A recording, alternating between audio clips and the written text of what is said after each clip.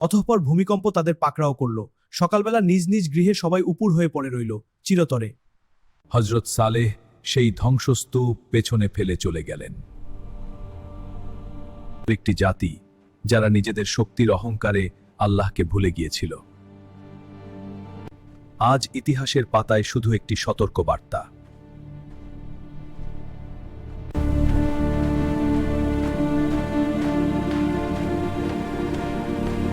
উষ্ট্রি হত্যার পর সামুদ জাতি হযরত সালেহ আলাইহিস সালামকে বলল, আজাব আনো দেখি। তখন সালেহ শেষ বের করে, আল্লাহর নির্দেশ মেনে চলো, নতুবা ধ্বংস অনিবার্য। 3 দিন পর্যন্ত নিজেদের গৃহে আরো ভোগ করে নাও, তারপর আযাব এসে যাবে। এটি এমন সতর্কবাণী যা মিথ্যা হবে না। আজাব? কোথায় তোমার আজাব? আমরা শক্তিশালী, কেউ আমাদের ধ্বংস করতে পারবে না।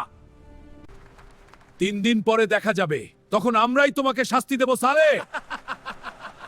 হে আমার জাতি, আমি তোমাদের কল্যাণ চেয়েছিলাম, কিন্তু তোমরা কল্যাণকামীদের ভালোবাসো না।